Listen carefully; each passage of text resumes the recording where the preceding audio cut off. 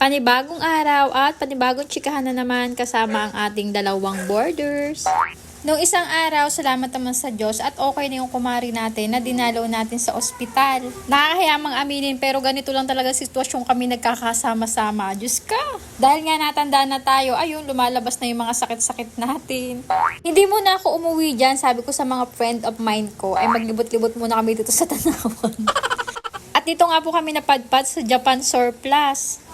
Nakita ko tong malaking Mickey Mouse. Kung may pera lang ako, bit-bit ko to. Char. Isa to sa pinaka-favorite character ko simula nung maliit pa ako, si Mickey Mouse. Kaya nga Mickey ang pangalan ng bunso ko.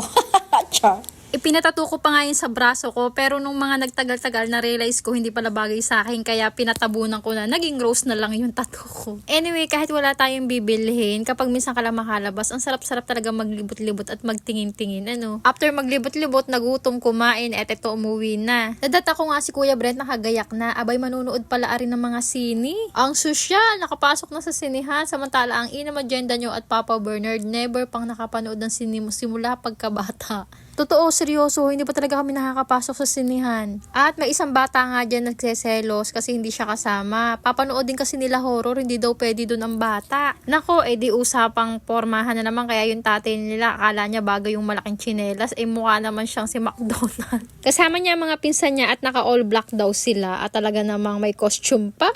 Pinagbigyan na natin ang ating Kuya Brent kasi minsan lang talaga yung gumala at yan itaong bahay din. Hindi ko lang sure kung sino hinihintay nila dito pero nabidyohan sila ni Tita Adi na nagtitiktok. Kita niyo naman si Kuya Liam, ganap na ganap, palag na palag ang pagsayaw. Baka daw hindi isama ni Kuya Kiam pag hindi sumayaw.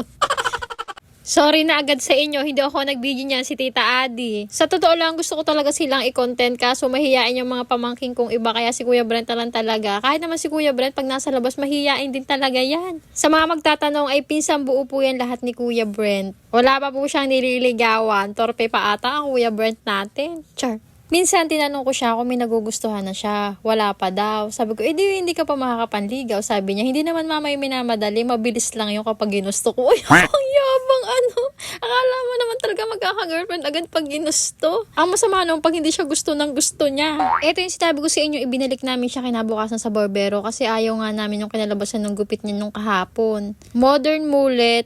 Nakalimutan ko kung anong gupit ito. Yun, low taper ata ito. Basta ganito na, di ba mas bagay sa kanya kumpara nung hapon. Kaya nga hindi ko na rin siya binidyohan kasi parang hindi ko talaga nagustuhan. Sabi niya, nagmukha na daw siya ditong binata at may pagpa-post-post pa. Parang kailan lang baby pa ang ating tabat-chinchin ngayon magbibinata na din siya. Puro binata na sila. Kinabukasan, pasukan na. Napapansin ni Kuya Brent yung uniform niya, maliit na.